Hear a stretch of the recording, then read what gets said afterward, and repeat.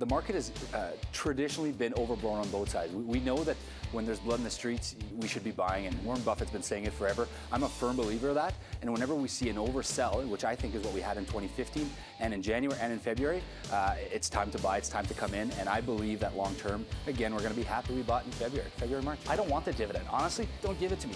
Invest it, invest it, invest it, take care of it, make me more money than I can make with my 1%.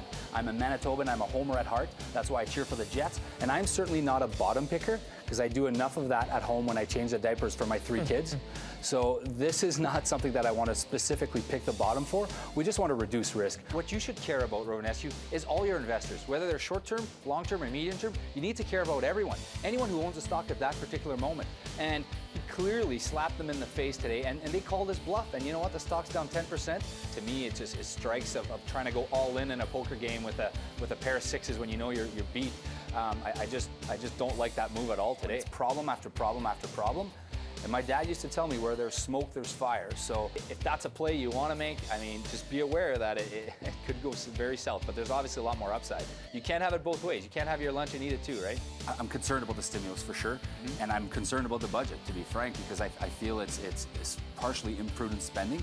It's a lot of billions of dollars that we're going to be short, and how are we going to pay it back? I don't like, as you mentioned, that there is no roadmap. When are we going to pay that back? When are my kids going to pay that back? That'll be the question for the finance minister. Thank you, sir. Is it keeping you up? Is it something that's affecting your health? And if yes, get out. If you have a well-built portfolio, if you have a diversified portfolio, you will be fine. One holding will not ruin your portfolio. Get out, cut ties, move on. Anyone who's panicking, anyone who's losing sleep over the market right now, it's time for you to call your advisor to make sure that you know what some of the amazing buying opportunities are out there. Sometimes you got to get on the train, right? If it's running away, you just got to get on it and go for the ride. Go Jets, go. Rob Tetrault, a portfolio manager at National Bank Financial, joining us from Manitoba.